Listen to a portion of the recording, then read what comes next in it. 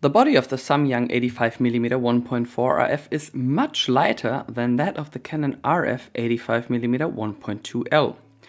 With just under 580 grams, not too front heavy. The 85mm from Canon weighs just under 1200 grams in comparison. There's also a review on it on my channel. One thing that is immediately noticeable is that the Samyang 85mm RF does not have a programmable ring. I used this on my Canon EOS R5 for example to change the focus field. In addition, the focus ring, in my opinion, is way too stiff if you want to focus manually. There is a button on the side to switch from autofocus to manual focus.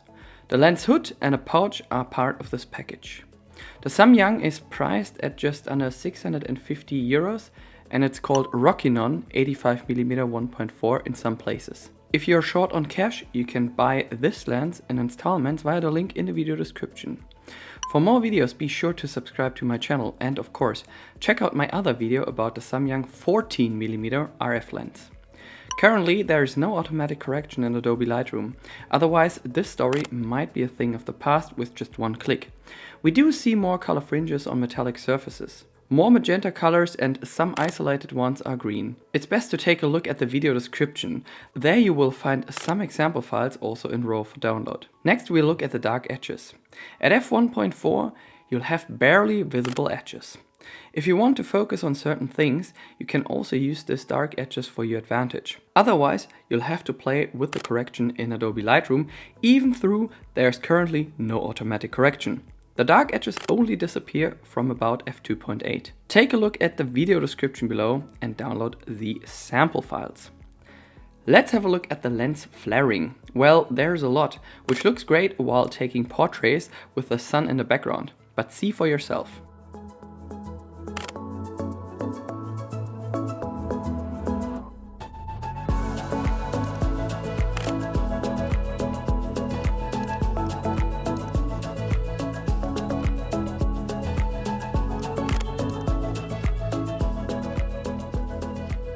Since we are already recording the monitor, we'll continue with the autofocus.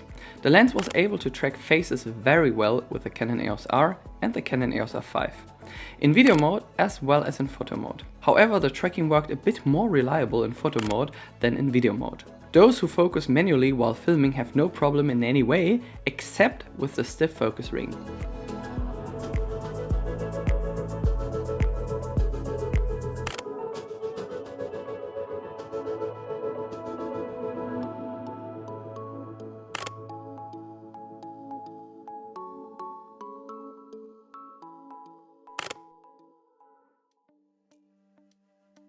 As you could already see, the Samyang RF 85mm 1.4 is perfect for portraits. You can't get closer than 90 centimeters for your models, for instance for detail shots, but the look is really great. See for yourself.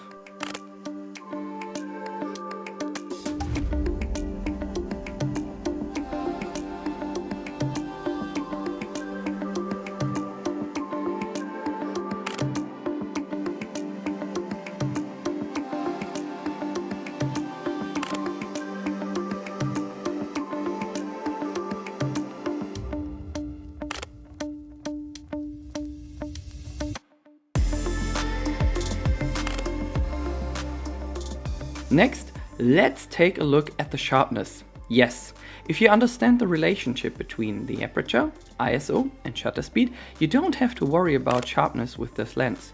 In the center of the sensor, Samyang or Rokinon, the 85mm is very sharp and towards the edges the sharpness diminishes a bit. The best way to see for yourself is to take a look at the sample files.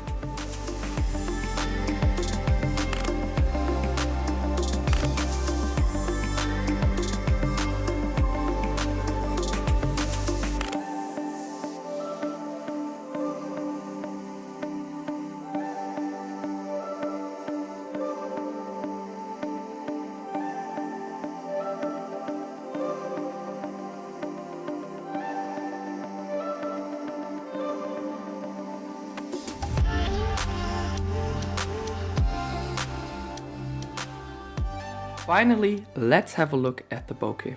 The Samyang 85mm RF offers you 9 aperture blades, just as many as the Canon 85 1.2 RF lens. The bokeh is impressive. I find the background blur much nicer in daylight while taking portraits. But there are different tastes.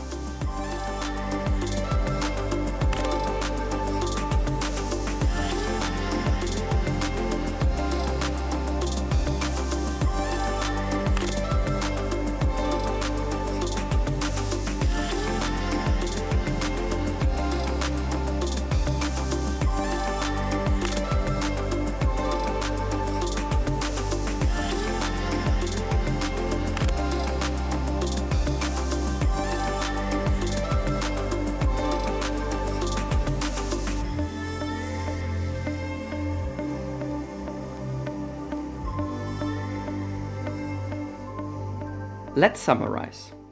3,000 bucks or 650 bucks.